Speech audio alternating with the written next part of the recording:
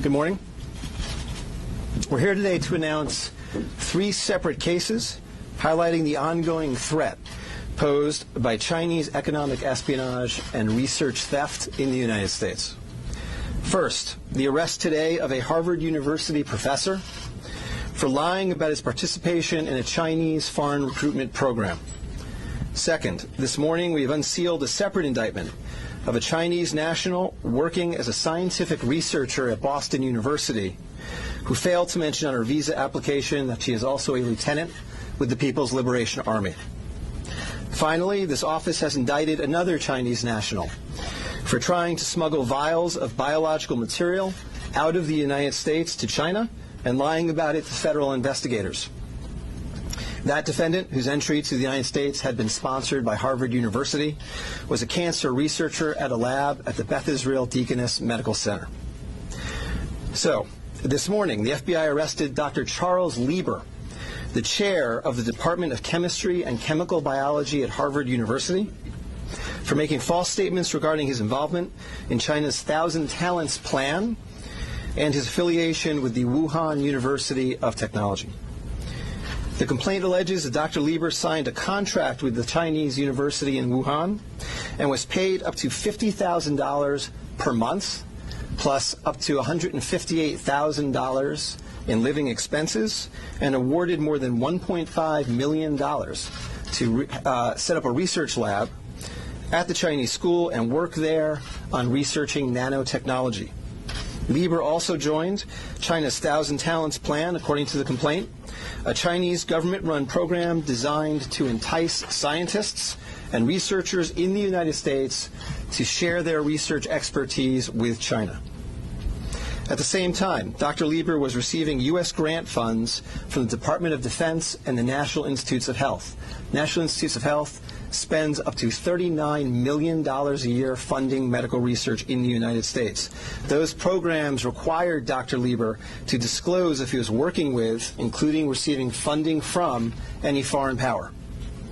When questioned, Lieber hid his involvement with the Chinese entities, including specifically disavowing any connection to China's 1,000 Talents Plan.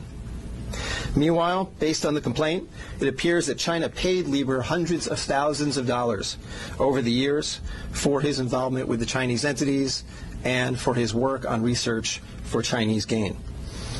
Also today, a federal grand jury indicted Yanqing Ye, a Chinese national, with lying on her J-1 visa application, making false statements to Customs and Border Protection, conspiracy, and being an unregistered agent of the People's Republic of China. According to court documents, Ye is a lieutenant in the People's Liberation Army, but she concealed her military connections while employed as a researcher at Boston University's Department of Physics, Chemistry, and Biomedical Engineering Center for Polymer Studies. The indictment alleges that a colonel in the People's Liberation Army and other military officers from the Chinese National University of Defense Technology gave Ye numerous assignments while she was in the United States, such as conducting research, assessing U.S. military websites, and sending documents and information back to China. In April 2019, Ye was questioned by customs officers at Logan Airport on her way to China. According to the indictment, she lied about her involvement with Chinese military projects. A border search of her electronic devices showed that Ye had compiled information for the People's Liberation Army about 2 U.S. residents with expertise in robotics and computer science. Lastly, last week this office indicted Zheng Xiaozhang, a Chinese national sponsored by Harvard University who was doing cancer research at the Beth Israel Deaconess Medical Center. Zheng was charged with attempting to smuggle to Beijing vials of biological material, along with other research materials that he had stolen from the lab at the Beth Israel, where Zheng was working on cancer cell research. Before he boarded his flight, customs officers discovered 21 vials of biological material in a sock in his baggage. When confronted by the officers, Zheng initially lied and said he was not traveling with any biological or research materials. Chemistry, nanotechnology, polymer studies, robotics, computer science, biomedical research. This is not an accident or a coincidence. This is a small sample of China's ongoing campaign to siphon off American technology and know-how for Chinese gain.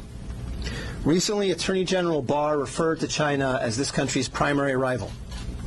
Similarly, FBI Director Chris Wray recently told Congress that right now there is no country that poses a greater counterintelligence threat to the United States than China. Through the use of not only traditional intelligence officers, but academics, researchers, its own private citizens, China is engaged in a massive, long-term campaign to steal U.S. research and technology for its own uses. As demonstrated by these cases, on the academic side, the Chinese government uses partnerships and exchanges with U.S. schools and research institutions to access cutting-edge research and equipment. Obviously, most visiting Chinese academics and researchers are here to work in good faith in U.S. institutions, but some of them are not.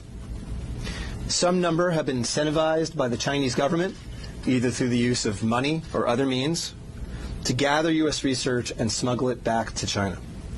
Because of the sheer scope of this threat, a year ago, the Attorney General created the China Initiative at the U.S. Department of Justice, designed to prioritize and aggressively prosecute Chinese economic espionage and theft of intellectual property. The cases we are announcing today are part of that effort. Boston is an especially attractive target for this kind of exploitation, and universities and research institutions and tech companies in this area must become sensitized to this threat. Our community benefits greatly from the diversity and talent of international visitors and our partnerships with foreign institutions, especially research institutions. But Chinese economic espionage and theft is a real and daily occurrence that we must begin to confront. As the world struggles to contain the new virus, a new speculation from the Chinese scientists who believe it may have originated at a research facility not far from the Wuhan fish market. While they say more research needs to be done to find solid proof, such labs are known to contain disease-ridden animals, including hundreds of bats. Our Kim Hyo-sun with the details. Amid the continued spread of the COVID-19 virus, there's rising speculation the virus could have originated from a government laboratory in Wuhan, rather than the widely held belief that it emerged from the city's Huanan seafood markets. Citing a report published by Chinese scientists, a Chinese-language newspaper published in Hong Kong, Mingpao, and the British daily The Mirror explained Sunday that the Wuhan Center for Disease Control, or WHCDC, could have spawned the contagion in Hubei province. According to the report penned by Bo Tao Xiao and Lei Xiao of the South China University of Technology, the research lab, which is only 280 meters away from the Huanan seafood market, kept disease-ridden animals, including more than 600 bats.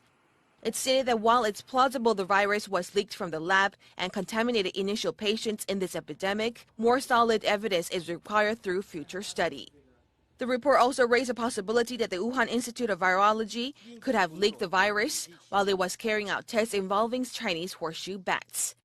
Against such a backdrop, an article published by the Washington Times late last month is garnering attention as it raised the possibility that the disastrous outbreak could be the accidental result of biological weapons research. This comes as a renowned law professor at Tsinghua University in Beijing, Xu Jiangren, is known to be missing after publicly condemning Chinese President Xi Jinping for failing to contain the spread of the virus at an early stage. He even added the condemnation could be the last message of his life. Kim Hyo-sun, Arirang News.